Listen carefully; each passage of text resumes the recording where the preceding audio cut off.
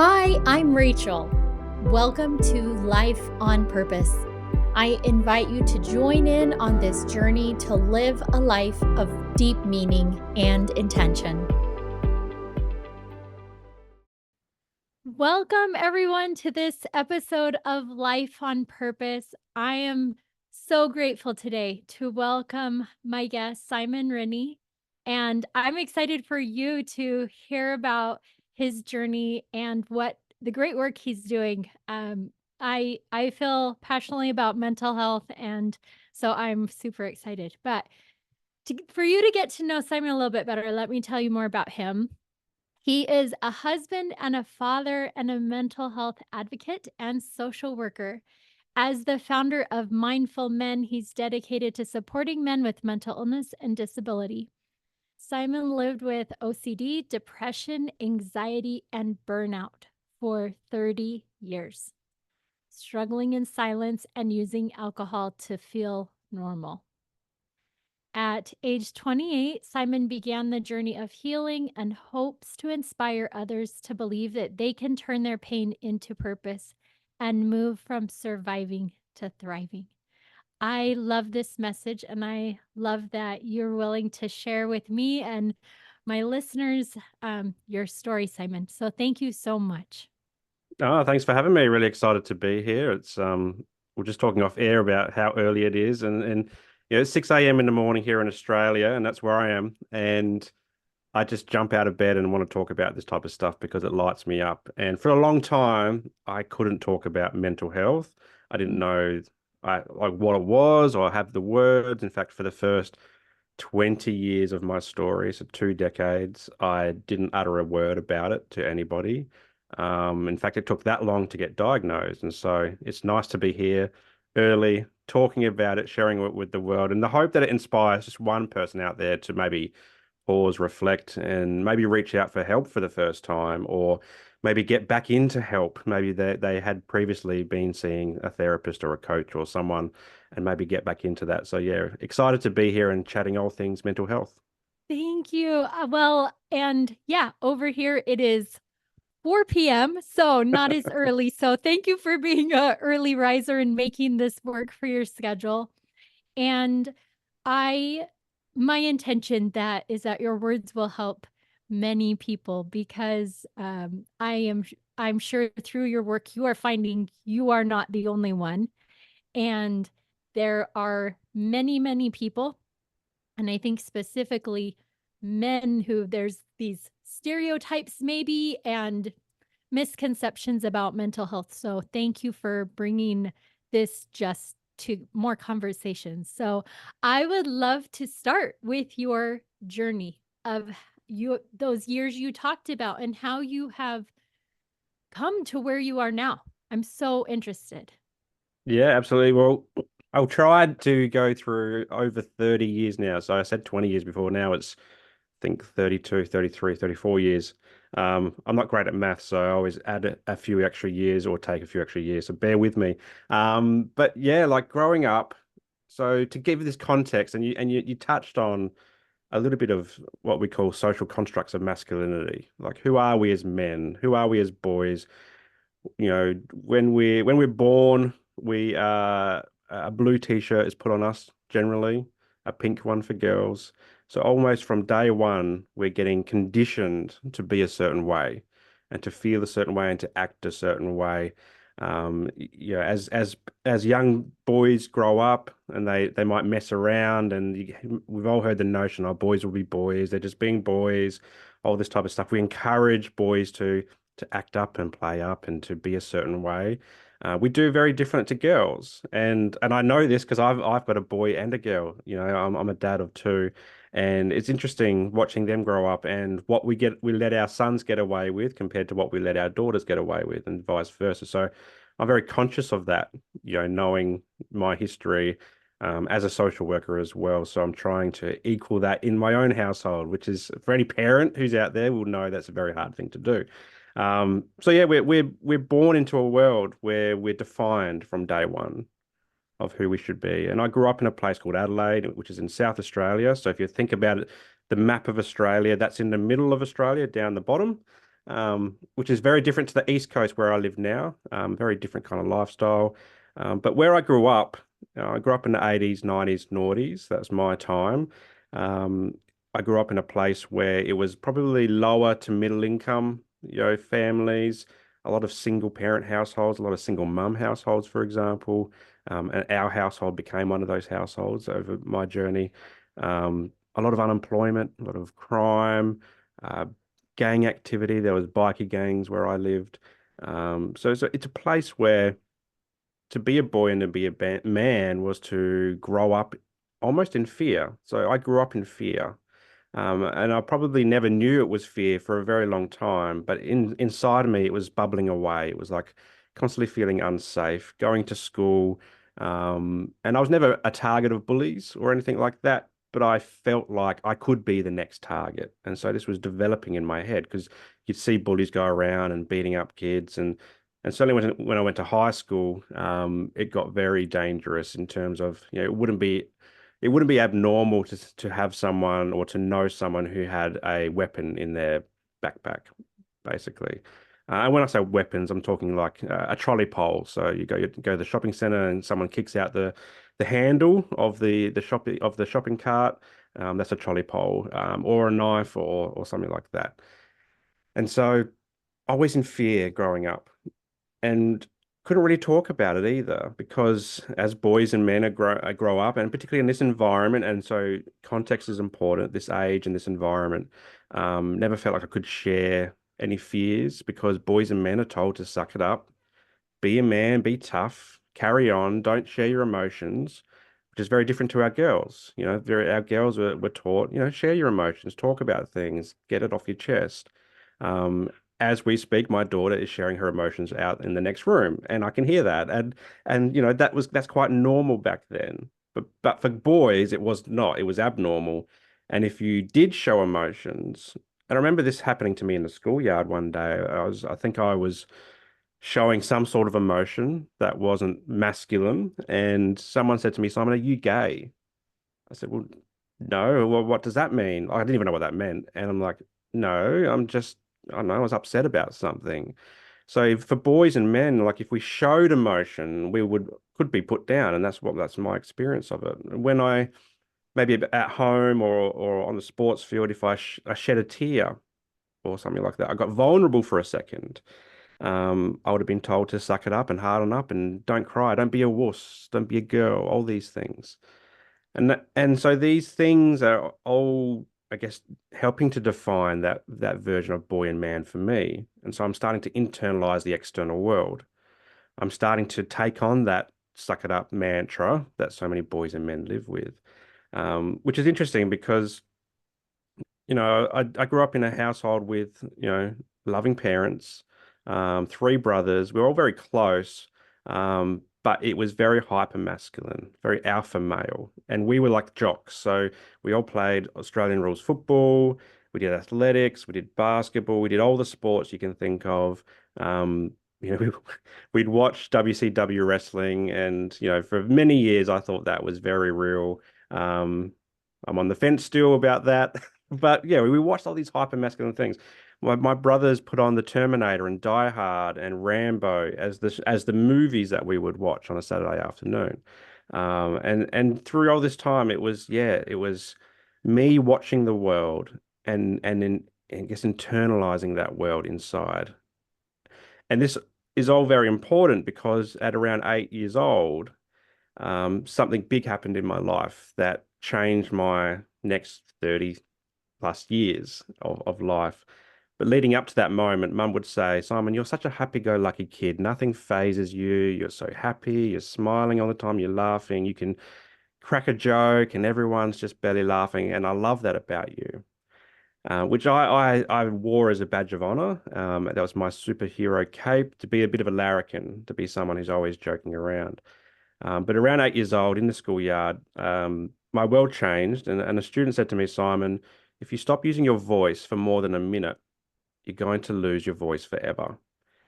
And I don't really know where this came from. I don't really know who the student was. Like I knew of him. He wasn't one of my friends or anything like that. He wasn't even in my class, but I knew of him.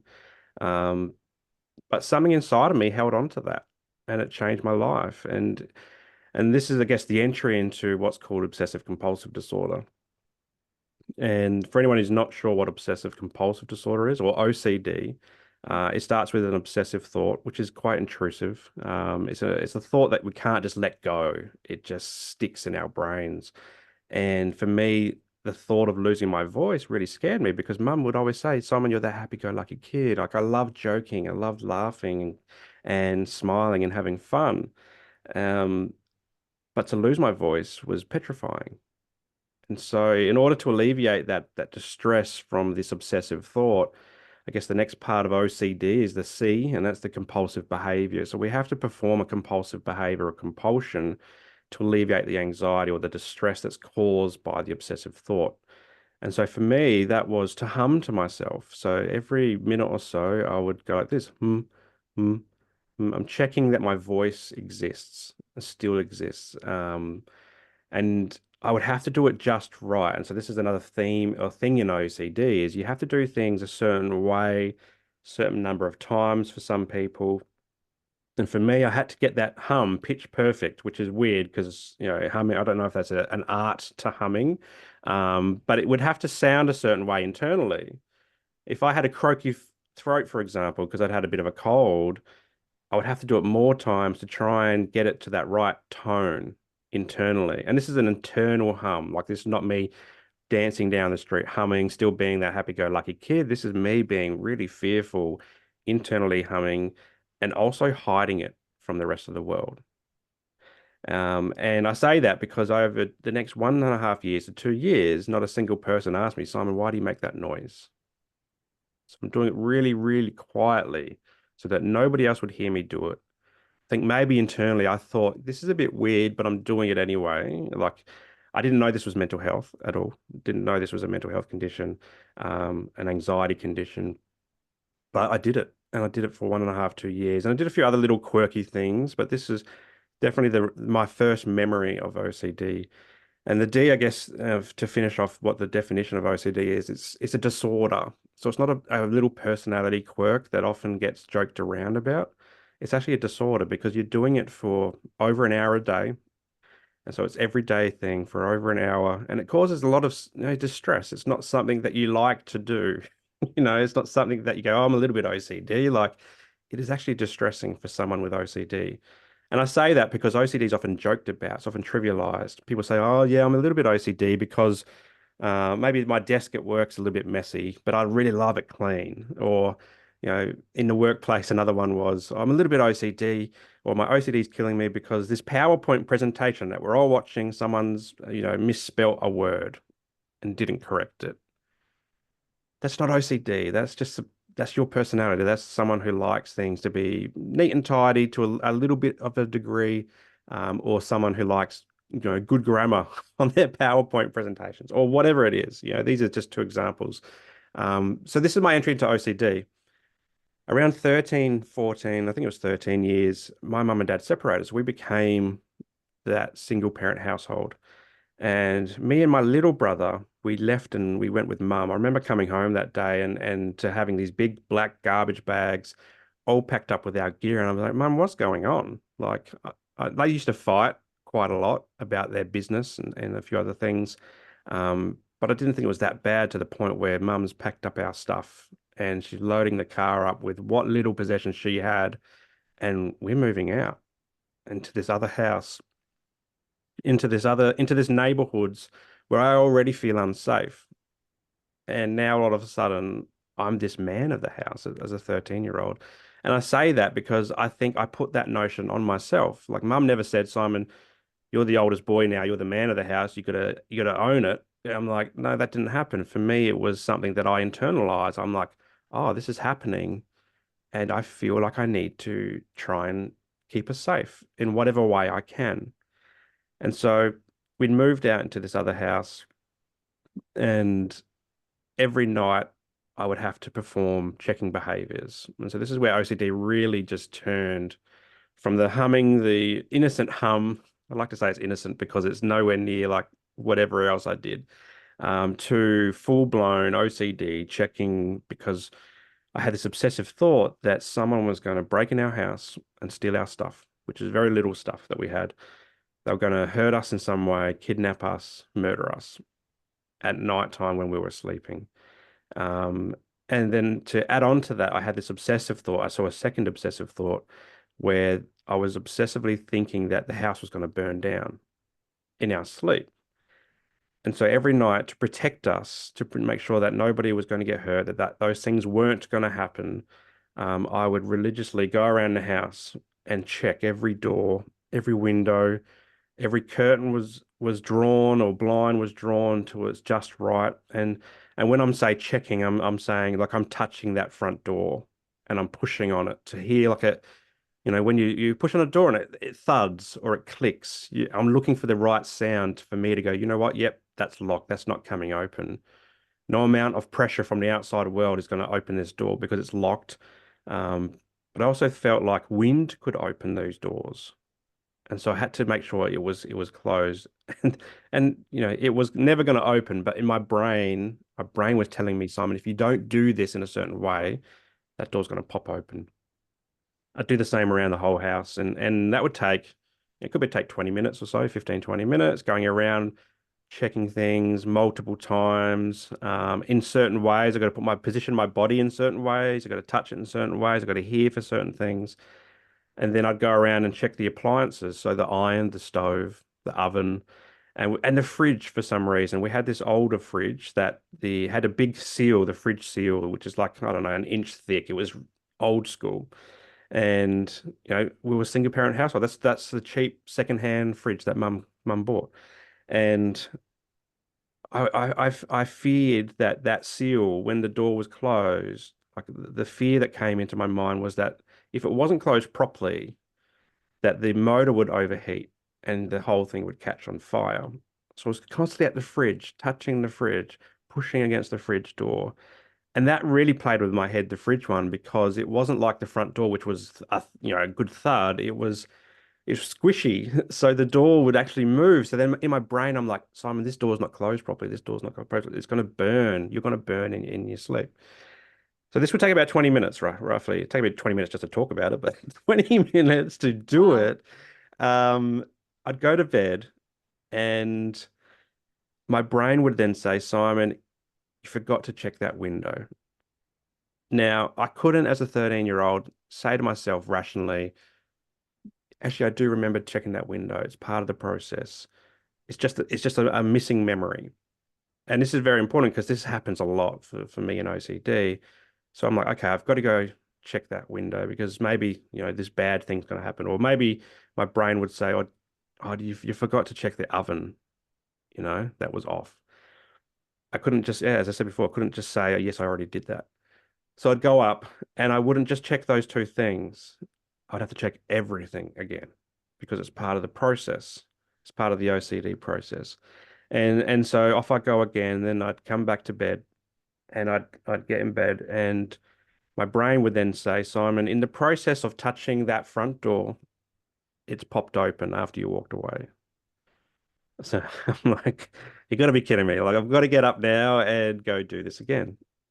And not just the front door, the whole thing again. Like it's a whole process. And so this process could take maybe an hour on a good night, 2 to 3 hours, 4 hours on really bad nights. In the middle of the night, in the dark, nobody knew I was doing this because I was creeping around in the dark. I didn't have a torch, didn't have these things called mobile phones with the lights on them these days, which are a godsend. It was in the dark, and it'll make it worse if it was, I guess this is like kind of like that scary movie type moment. If it was like a stormy night, it would make it worse because there would be more wind, there'd be shadows and all this type of stuff. So I'd wake up the next morning absolutely exhausted. This is what I've been doing at night time. So then it evolves over time. So it evolves to me like leaving the house. And if I'm the last person to leave the house to go to school or to go to work eventually when I got a job, it's the same process, but now I'm leaving the house. I want to make sure that it's nice and secure for when I get home, that the house hasn't burnt down when I get home. And there'd be occasions where I'd leave the house, I'd drive 20 minutes or half an hour when I became 16, 17-year-old with my P's, and I'd have to turn back. My brain would say, Simon, you forgot to do that. So I'd drive back and do that. Then there was OCD, themes for my car and making sure that, when I drove somewhere and I parked it, there was a few things actually going on. One, it was the safety thing, the security thing. Is everything locked up and secure? Because people would break into cars. So I'd have to go around and check doors and windows and all that type of stuff. The handbrake, I had to make sure that the handbrake or the park brake was on as hard as it could be because I feared the car would roll down a hill and kill people or smash into things, cause chaos. I'd have to make sure that the internal lights and my headlights were off, because if I worried that if it was left on, my battery would run flat and I would be stuck in the middle of nowhere. And remember, this is before mobile phones and all this type of stuff. So I'd have to find money to go find a payphone to then go use a payphone. And I didn't know how to call someone to come fix my battery back then. Like it was calling mum or dad and hoping that they would pick up on their landline number at home. So there's all these things in my brain trying to protect myself, trying to avoid situations where it's going to cause harm to somebody else or annoyance to somebody else. All these types of things, harm to me. And this just kept going and going and going for 20 years. And when I went into my professional career, a new theme evolved. And I guess before I get into that, OCD comes in themes. We all there's these different types of themes. And so for me, all this protecting stuff, it features under what's called harm OCD. So harm OCD is a theme where your behaviors, your obsessive thoughts are around you getting hurt or somebody else getting hurt. And the compulsive behaviors are the protection of those two things. So for me, it's the protecting of us at home at night time, or for the rolling down of the car rolling down a hill, it's protecting other people. I'm doing what I can to avoid harm to a lot of people. And then over time, OCD evolves. So it went from the humming to this checking thing. The checking thing still exists. Um, and then I got into this thing called pure O. So this is another theme where it's pure obsessions and almost the compulsive behavior is just thinking. It's not I'm not doing anything or it's all internalized. And so when I entered the workplace and I discovered these things called Friday night drinks. So we'd go drinking on a Friday night after work. I liked alcohol. I found alcohol around 15. It was fun initially, but over time it became my coping mechanism to feel normal. When I drank, it used to stop my brain. I felt like I could have conversations. I felt like I could socialize because over time I'd become more introverted instead of extroverted, like I was at that as an 8-year-old. But it felt like I could just be normal for a few hours. I didn't have to worry about obsessive compulsive thoughts, depression, anxiety. These were all things that were happening. I could just feel normal, have fun. It was a great time. I had a lot of great nights and I would get really drunk. And then it was almost like in Australian culture, we drink, we're a drinking culture. So it was like how drunk could you get and how much can you laugh about it the next day that you saw the people that you were drinking with? Like it became a bit of a badge of honor to get absolutely plastered. Um, and so I bought into that as well. And, it was normal for guys to do that. It was quite normal. And so Friday night drinks at work would come along and I'd let my hair down. I'm like, yes, it's a time for me to stop being so serious in my week. I can go drink and oh yeah, I get the added benefit of not having to think thoughts and do weird behaviors. Again, didn't know this was OCD. And I would do that. I'd become the life of these parties. I'd be the one dancing, I'd be the one carrying on. Um, Way too like when I reflect back on it, I was ridiculous, in my behavior. But people loved it, and I think that's what cheered me on. And so I'd have this big night out, and then the next morning would come, and my brain would say, "Okay, Simon, you had the night off. I gave you the night off, but here we go. This is enter pure OCD." And so what I would do is I would ruminate about the night before. I would think about the night before. Now, what I'm looking for is, I guess, harm OCD is coming in a little bit. Did I say anything that was going to cause harm to somebody else? Like, did I say something rude? Or did I do something that was going to cause harm to somebody else? Or even jeopardize my own position in the workplace? Did I say or do something that a manager's going to find out about, even though the managers were there and all partaking in the same activities? But is that going to get me in trouble? Because I also had this overwhelming fear of trouble, being in trouble. And so I'd ruminate and think about this constantly. It won't stop. And the further the day goes and the weekend goes, the faster and faster these thoughts would get, to a point where I would lose track of what was reality of that night before. I would have no clear memory outside of knowing that I went to something at some place. It would all just become a blur and that would last for several days. So I'm doing this for several days. And until I get back to the workplace, say on a Monday or Tuesday, I see the person who maybe I thought I caused harm to, and they would talk to me, and I'm like, oh, they're talking to me. That means that, like, I didn't do anything. I didn't say anything. Or I get through a Monday, I'm like, oh, I didn't get through. I didn't get thrown into the manager's office. In fact, the manager's spoken to me 10 times today. Not a single worry was, brought up. I can breathe again. And I do this almost every week. And then, so this was all getting me down and so forth. And it was a long way to get to that point. So this is only the first 20 years. I'll gloss over the next 10 years or so. But I like to go slow because it's these social constructs of masculinity that essentially told me not to talk about any of this stuff. And I didn't for 20 years. Not a single person knew I was doing any of these behaviors outside of my now wife. So I met my now wife in 2008. Around 2010, we moved to this place called Hobart, which is down, if you look at Australia, it's the big island down the bottom that often gets left off of maps. Tasmanians really hate that. But we moved down there, and that's where she's from. That's her hometown. And I wasn't from there, but I really struggled to fit in and to connect. And I'd become so introverted that I struggled to make friends. I was very lonely, and I was just drinking a lot. But these behaviors, these ruminating behaviors, particularly, my wife picked up on them, and she goes, "You do this every time you drink. I wish you wouldn't drink. You need to go and get help." And for 2 years, I said, no, I think the problem, if you've got a problem about this, maybe you need to go and speak to someone. I guess enter toxic masculinity, you know, bottling it up and pushing other people away. But after 2 years of what I don't like to say nagging, but it's the best word for it. She gently prompting, maybe, she encouraged me to go see someone. And at 28, I finally felt like, you know what? She's right. For 2 years, she's been saying this. And I was only focused on those last 2 years. Like for 2 years, she's been saying this. Maybe I should go and speak to someone. And so that took me to the GP, saying the words, I think I've got a mental health condition. I knew what mental health was now. I didn't know anything other than mental health, like and depression. And that was one of the hardest things for me to say. Is I think I've got a mental health condition. My GP was fantastic. And we did some questionnaires and which, identified psychological distress.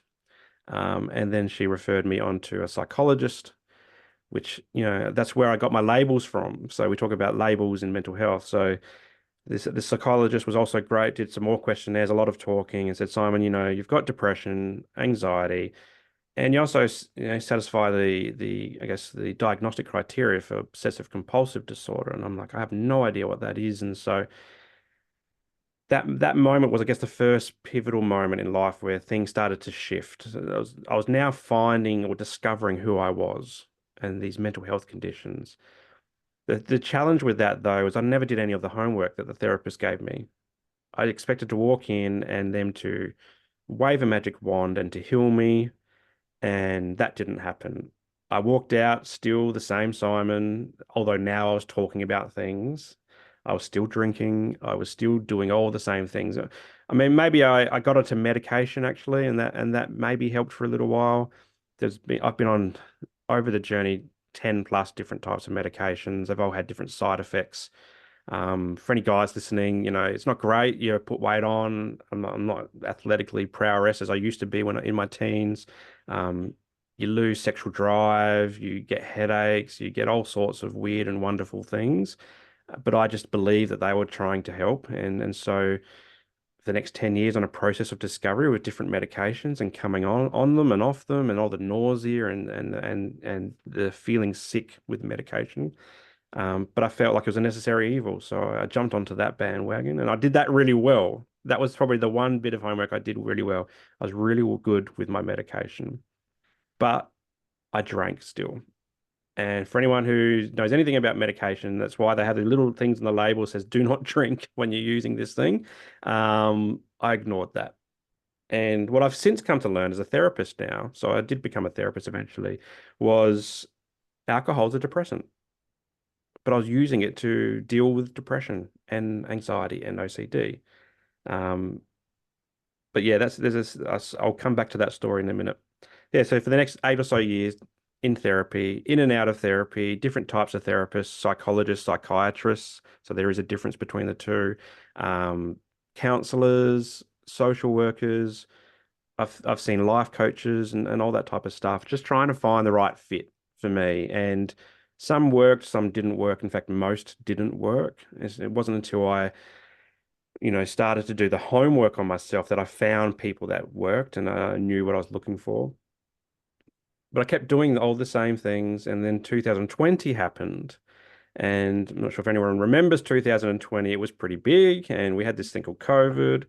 And I don't think COVID caused what happened for me, but I think it was just a period in time where everything became too much. Like it wasn't COVID specifically. So in Australia, when COVID happened, we all went to lockdown, and we went into lockdown, I think, for the longest lockdowns in the Western world, well, in the world probably. In fact, our poor friends in Victoria and Melbourne, they were in longer than anybody in Australia, and I loved it because it meant we could work from home all the time, and we could just never leave the house. So I'd become this super introverted dude, um, and I quite liked it. My family were there; they weren't going to like childcare at the time. My kids weren't in school. My daughter was only one actually, and my wife had taken a year off to have maternity leave with my daughter, and she was so excited about that. But then all her plans got ruined, so she couldn't leave the house and all this type of stuff. So COVID happened for us. My mental health was still happening. I was still drinking, but then this thing called burnout came into my life, and what that was all those things were happening. But I was also studying a master's degree in social work part time. I was working full time in a career or in a job that I'd been in for the 10 to 15 years, but it was just getting me down. I was trying to do too much. The workloads were too heavy or too much. Um, it was like a conveyor belt work style of work, but in the public service kind of sector. And everything just became too much. And I got to a point where I literally just burnt out. I couldn't function anymore. I couldn't think, feel, express myself very well. And I ended up having to take 4 to 5 months off of work.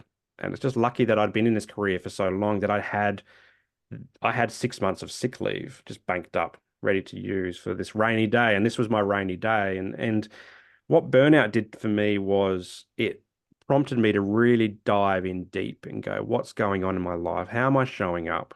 I'm now a dad. I have been doing this for a long time, since I was 8. And I knew what mental health was now because I'd been on the journey. I knew like all these things weren't serving me. And now I've burned out. And what I've identified was a couple things. One is I just felt this overwhelming need to start talking and take off my mask of masculinity and say, look, I need to start sharing this stuff. I need to start being this authentic, vulnerable self. And kind of thank social work for helping me realize that because in social work, everyone loves Brene Brown and she's talking about vulnerability and authenticity and shame and all the stuff like that. And I'm like, oh, yeah, Brene Brown talks about this type of stuff and I'm feeling all this type of stuff. So I just want to take off this mask. I'm suffocating under this. Like I have kept this bottled up outside of my wife, outside of the therapist that I had been dabbling in over the last couple of years, and it's just not serving me anymore. I just want to have voice and I want to regain power and control. I just felt so out of control and so powerless. And I'm not saying powerful in a masculinity, toxic masculine. I don't want to be the king of the world. No, I just wanted to just not feel so bad. I was going to say a swear word. I'm not sure how you guys go over there, but you know, shit. All right. I just didn't want to feel like that anymore. Um, That makes sense. and I'm sorry for anyone who gets really offended by swear words, but Australian culture, I would have sworn about 100 times by now, but I didn't want to feel like that anymore. And and so I felt this overwhelming need to start talking. And so in the recovery process from burnout, I had this desire to go back to the workplace because I knew other people were experiencing burnout. And I can't believe I've just been talking for 40 minutes. It's nonstop. Sorry about this. No, you're good. And, and I just felt like I'd taken off the mask and sharing my story at work because I felt like other people would like to hear this story about what burnout is and mental health. And we're talking about in COVID times where everyone's talking about mental health, which is like, yes, free pass to talk about this type of stuff. And it felt so good to share. And people would come up to me and say, Simon, I didn't know this about you. Because I didn't just talk about burnout. I said, oh, I threw in the last couple of slides of this PowerPoint presentation that probably had a spelling mistake and whatever for those OCDers who think they're OCDers, or non-OCDers, should I say. Um, People would come up to me and say, Simon, I didn't realize you live with mental health conditions and you have been doing this for how long? And I'm like, even with those moments, and even talking about it this today, it's like I cannot believe it was so long that I was dealing with this without dealing with it, if that makes sense. That I was experiencing mental health conditions without talking about it and actually trying to get help and so forth. So I was exhausted from doing this for decades and decades. It was my normal, but it didn't need to be. If I had spoken about it earlier, it would have been much more manageable. And so from there comes, I guess, the moving from surviving to thriving. The burnout story, I felt like a phoenix coming out of burnout. And I'm like, you know what? I'm no longer going to hide this away from me. I'm going to start using this as my fuel for my purpose. And my purpose is for a long time has been getting into mental health space. And that's why I was doing the social work degree to shift careers and get into that.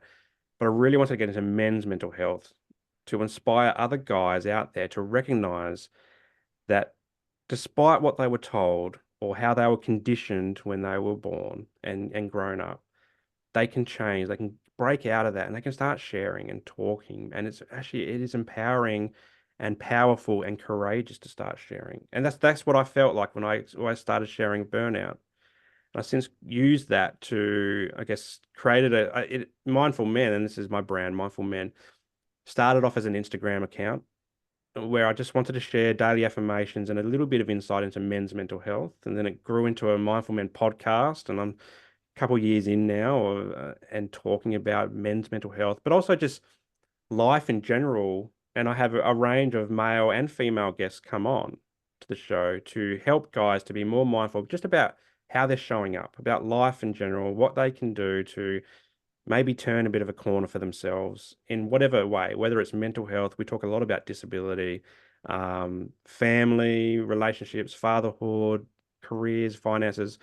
I like a diverse range of topics because mindfulness for me is just that holistic view of self and tuning into that and I guess springboarding yourself out of the pit that you're in. Maybe for me, it was like 20, 30 years and into the life that you actually want to live, into the version of a bloke that you want to be, that you know you can be, but you're not for whatever reason. And so that's where Mindful Men's created. And then when I finished my degree, it turned into I'm going to leave that old career that burnt me out once, maybe even twice. And I'm going to start a therapy business called Mindful Men. And it's dedicated for men, not because I'm toxic and all this type of stuff, but because I want men to no longer be toxic. I want them to have a safe space where they can come in. They're not going to be shamed. They're not going to feel any of the stigma because I can say, look, I've been there and I've done it. Our stories are different, but I've been on a similar path. And once I do that, and I also take therapy out of a clinic as well. So I've got a clinic space, but a lot of my work's done at the beach or it's done going for a drive or going to grab a coffee. And it just helps guys to make it feel like a more of a normal thing as opposed to, oh, I've got to go to this sterile clinic and it looks like I'm going to get mental health support because I walk into a place that says mental health on the side of it. I'm like, no, you don't have to be like that. It could just be me meeting you at the park, sitting in a park bench with coffee and we just have a chat. And that's it. And so yeah, that's 35 or so years, Oh, 38 years of life. Oh, look, I guess one last thing is got sober at 40, which is I'm really proud of. So that was last August. I don't know what month I'm in at the moment. I'm terrible with maths, as I said before. But that was, I guess, the culmination of all that stuff is me recognizing that I was drinking for 25 or plus years, and it wasn't serving me anymore. My kids helped put a spotlight on that. Unfortunately, I would like to say my wife did, but she like even though she was telling me for all these years to stop drinking, I didn't listen, and it didn't sink in. But when my kids would talk about me and alcohol, so for example, we'd get in the car and I'd put myself as the designated drinker and my wife as the designated driver. Then they'd say, Daddy, why aren't you driving? You always drive. What's going on? So then I have to say, have a conversation with a 7-year-old and a 4-year-old about responsible drink driving. That wasn't a conversation I really wanted to have.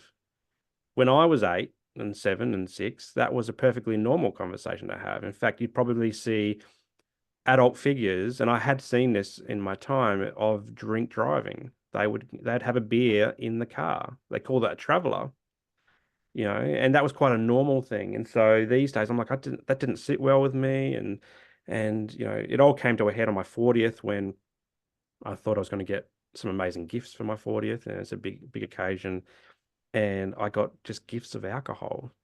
And that just felt terrible for me. And I'd had a big night. Like I was planning to get drunk, but the kids talking about alcohol, that happening, and then at the end of that night, I broke down to my wife and said, "What's going on?" Like, and she goes, "Simon, alcohol is entwined with your identity. This is what people know you for. They know you like to drink. In fact, you're drunk right now." And that moment was like that final moment where I'm like, you know what? I don't want to do this. I've been thinking about not enjoying alcohol for probably 6 to 12 months earlier. Like I'd been drinking and I just felt sluggish and like I never get hangovers, but I just feel rotten the next day.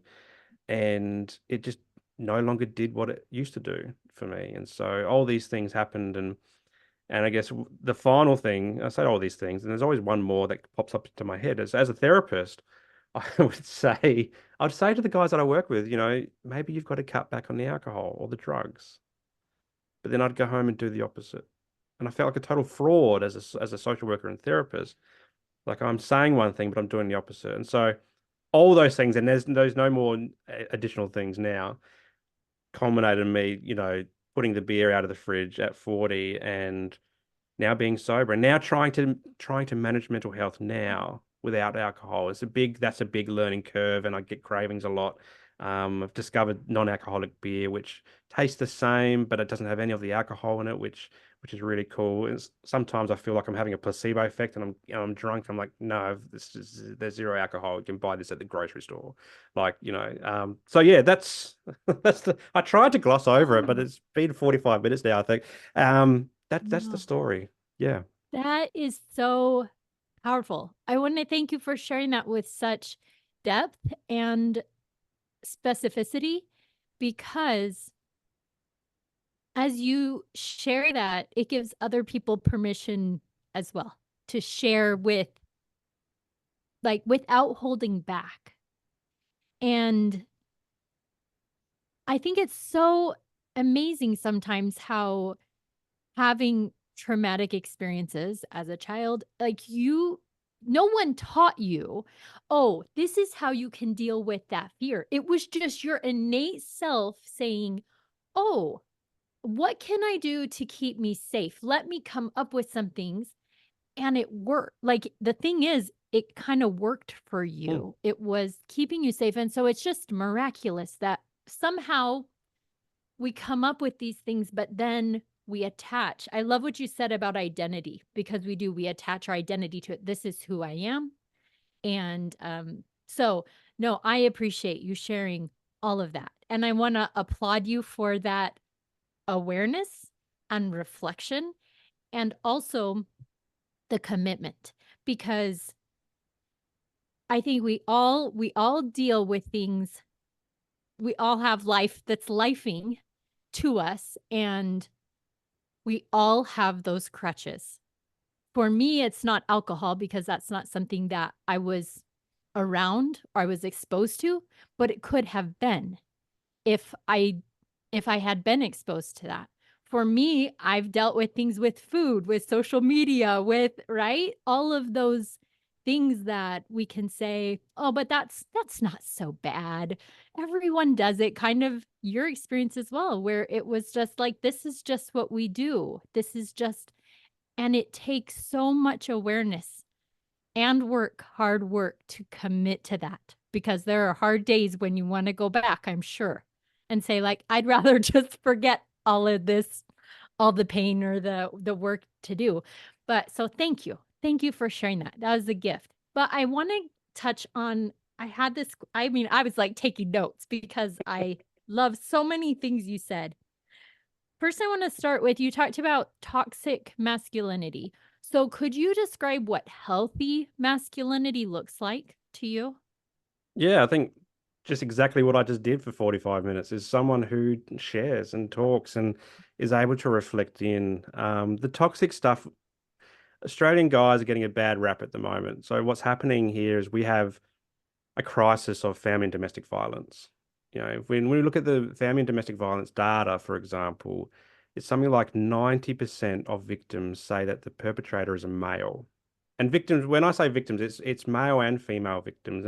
And often the male component gets forgotten because it is so heavily towards females. And a lot of guys, for example, and I read about this, when I was doing my social work degree, I was doing an essay or presentation on this exact topic is guys that experience family and domestic violence, and I work with them in my clinic, right? They don't like to share that they're experiencing that because there's a shame of being beaten up by their partner, male or female. And so when they present to hospital, for example, they could have been beaten to a bloody pulp. It's a work incident or I fell over or something like that. So I think some of that data is a bit skewed because some guys, a lot of guys feel that shame.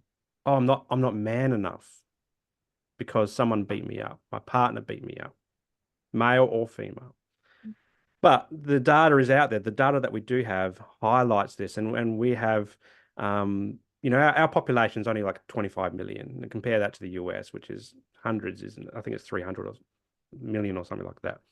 But we have women dying almost every other day to family and domestic violence and gender-based violence. It's big in the news at the moment. So when we're talking about toxic masculinity, it's about guys who aren't able to openly express themselves in a healthy way. They're not willing to go to therapy or to share, even with just a good friend, to just alleviate the volcano that's about to erupt.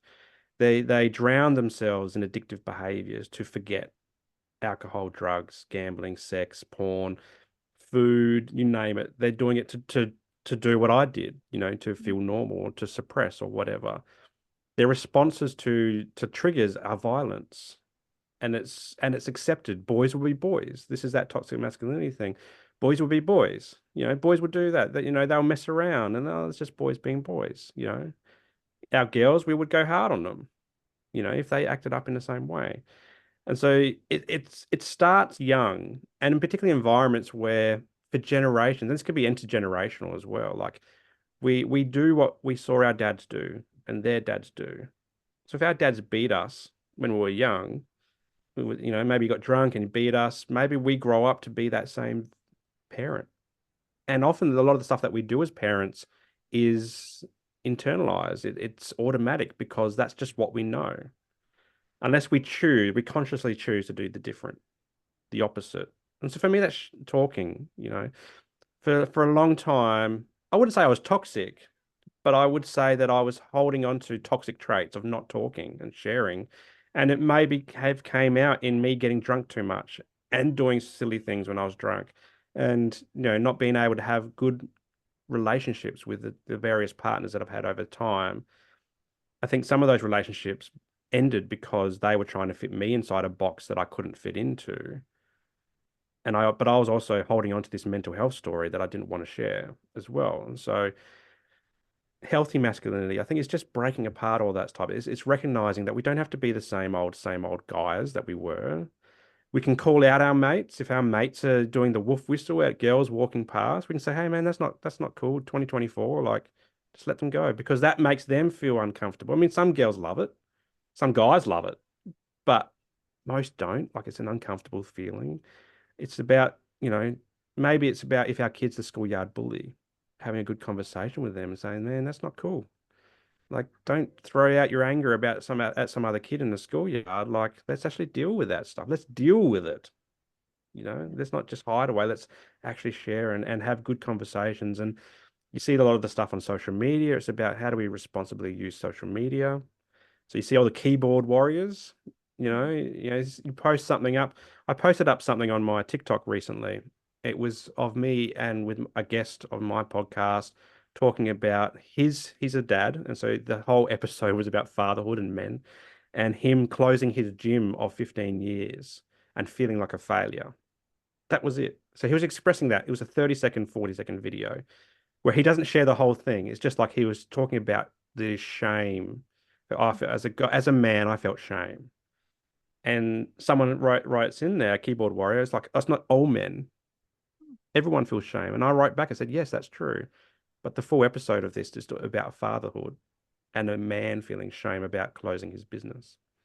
And so we're quick to judge other people and to be toxic towards other people when we don't have the full context. And so that's why I start right back when I was born, pretty much, and gives you context. And that's why whenever you go to therapy, a therapist will say, tell me about your childhood. What they're looking for is a attachment, like where are your attachment figures? What's all that about? But also what shaped you at a younger age? And I'm only now getting into my young age trauma stuff. I didn't ever associate my story as being a traumatic story, ever, until the last year or so. When someone said, Simon, that's trauma, that's childhood trauma. I'm like, really? Like I have never associated my story with trauma. But I was in my with my therapist yesterday, and we're looking at trauma and how it presents. And it presents as disassociation, addiction, anger, all these things that can be toxic traits. Now, not all of this is toxic. Not masculinity isn't a toxic thing.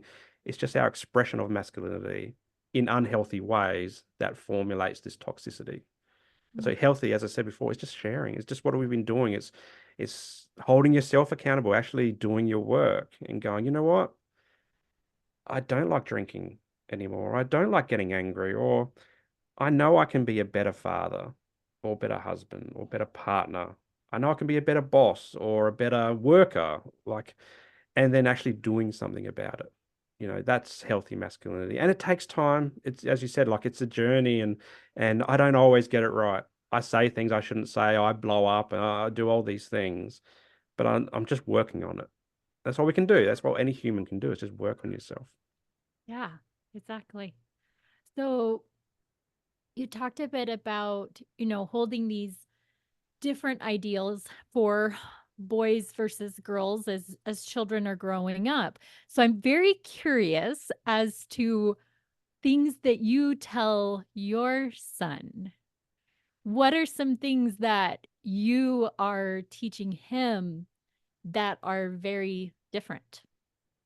This is hard, and I'm going to say caveat this, and parenting is hard. We have these Yeah. ideas of what kind of parent we're going to be, and on the whole notion of constructs, my wife and I, when my son Gus was born, he's the oldest, and we didn't want to put a blue t-shirt on him. We actually wanted to find neutral clothing, like whites, grays, beiges, and let him evolve into whoever he wanted to be. That was near impossible. We go to the shop. There might be some like a Bonds white singlet, as a baby or whatever. But there was after that it was blue for boy, pink for girls. Right. Just how it happens, my daughter loves pink and she's the girly girl of girls. My son, we wanted him to explore that and maybe and by the second you're a little bit more flexible. You're just like, oh, whatever. You know, I was the third baby. No, I was actually the fourth baby in my family, so I totally get that. Um, and and yeah, so we had this intention with him for that. But I think in the early days, I was being that toxic dad that kind of my dad wasn't toxic, but some of his traits were toxic, and they still are. He doesn't talk about his emotions at all. Like the only time I've ever seen him cry, two times. One when he's on his deathbed in hospital, and we thought we were going to lose him. The second was when he watched Forrest Gump and Jenny died. Sorry for anyone who hasn't watched Forrest Gump. Jenny does die. Yes. And the moment when Forrest is sitting in the tree, you know, that's the only time I've ever seen him cry. And I'm like, surely there's been so many other things that you could cry over. And I always questioned that, or wondered that. And so some of those things, I think I held on to that, like not showing a lot of emotions, um, this is before I became a dad. When I became a dad, like I was just emotions everywhere, and have been ever since. But like, discipline. Like I think a lot of my anxiety and my obsessive compulsive disorder, and I haven't touched on perfectionism, and I won't because that's a whole nother episode. But perfectionism was what ultimately caused my burnout. I could no longer be perfect anymore. I had this performance anxiety, and that came from my dad. On the sports field, we'd have to play a certain way, train a certain way to be the best. Same at school. And so some of that came into my parenting with my son. Like I needed him to be better, or I wanted him to be better when he played up. But then I was quick to catch that and go, you know what? I'm playing out this notion of a parent that I don't want to be. You know, I'm going to admit, like I smacked my son. I used to get belted when I was a kid, and that wasn't quite normal. I remember once when he did something and I smacked him on the hand, and as soon as I did that, I felt a huge wave of shame, guilt, fear, sadness, and I promised I'd never do that again. I'm like, no, I don't want to be that dad. It's 2020. It was a couple of years ago, 2022 or something like that. I don't want to smack. Smacking. We've got the research now that shows that smacking doesn't necessarily work. And so it's about me consciously tuning into those automatic things that I'm doing from what I learned from my dad and my mum as well. It's not just dad, it's what also I learned from my mum, and trying to do the opposite. And that's hard as a parent. Any parent would know that's hard because you become a parent, go, I'm going to do this, this, this, I'm going to be the best parent and all this stuff, but then you do the opposite. And that's parenting.